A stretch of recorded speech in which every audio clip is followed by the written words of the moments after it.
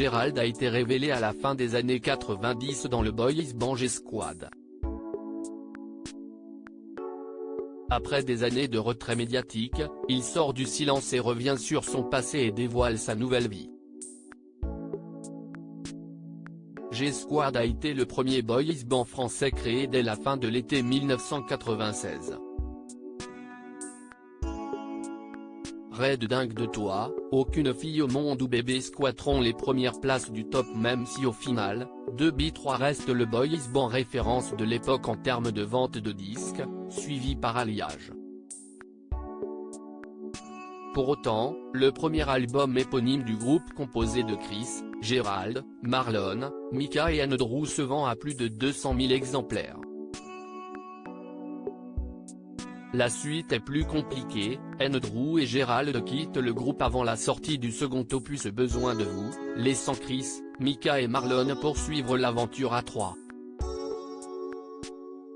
Une aventure qui tourne court, puisque le trio jette définitivement l'éponge en 1998, soit 2 ans après la création du boys band. Gérald lui, devient par la suite Gérald puis Jay, surfant un temps sur la vague boys band, avec un premier single solo chaque jour, en 1998.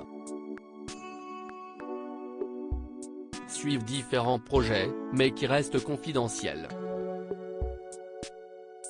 Gérald, de son vrai nom Jean-Laurent s'est tourné vers la peinture et s'est installé aux États-Unis. L'artiste âgé aujourd'hui de 43 ans a répondu à l'invitation de Logo FM, pour l'émission T'étais où?, animée par Stéphane Huyn ce 19 février. Après de nombreuses années de silence médiatique, il a évoqué sa période dans le boys band, et sa nouvelle vie. Je pense qu'on est des proies faciles pour les producteurs et les vendeurs de rêves. Ça a été une belle aventure. En plus on était le premier concept de boys band français à l'époque qui suivait le modèle des anglo-saxons avec les Backstreet Boys à l'époque. Ça a été une de ces expériences un petit peu bizarres et qui a eu pas mal de succès et puis voilà c'était une belle aventure, commence-t-il. Gérald revient sur l'énorme phénomène des boys band à l'époque. Au moment où ça se passe, ça va tellement vite et il ne faut pas oublier qu'à l'époque, j'étais un ado, j'avais 18 ans donc je sors de l'école et je deviens une superstar donc j'ai pas trop compris, si est ça qui me présentait comme étant la vie et forcément quand les choses se sont arrêtées ça a été assez compliqué de redescendre sur terre, même très compliqué. Mais j'ai survécu, pour l'instant, reconnaît-il. Selon lui, c'est son entourage qui a péché à l'époque. J'avais pas forcément les bonnes personnes autour de moi qui m'ont conseillé comme ça arrive à pas mal de jeunes qui font pas partie de cet univers. Mais hélas quand on grandit on comprend que toute la partie management et les calculs font aussi partie du jeu et je pense qu'on est des proies faciles pour les producteurs et les vendeurs de rêves donc forcément il y a eu pas mal de ratés, admet Gérald, qui n'est plus en contact avec les anciens membres de G-Squad et qui a tourné la page. Gérald évoque sa passion destructrice pour la peinture après j'ai décidé de raccrocher et visiter le monde, ce que je continue à faire 20 ans plus tard. J'ai vécu longtemps aux États-Unis, une dizaine d'années, après au Mexique et là je suis en République dominicaine et d'ici quelques semaines je serai sûrement en Amérique centrale.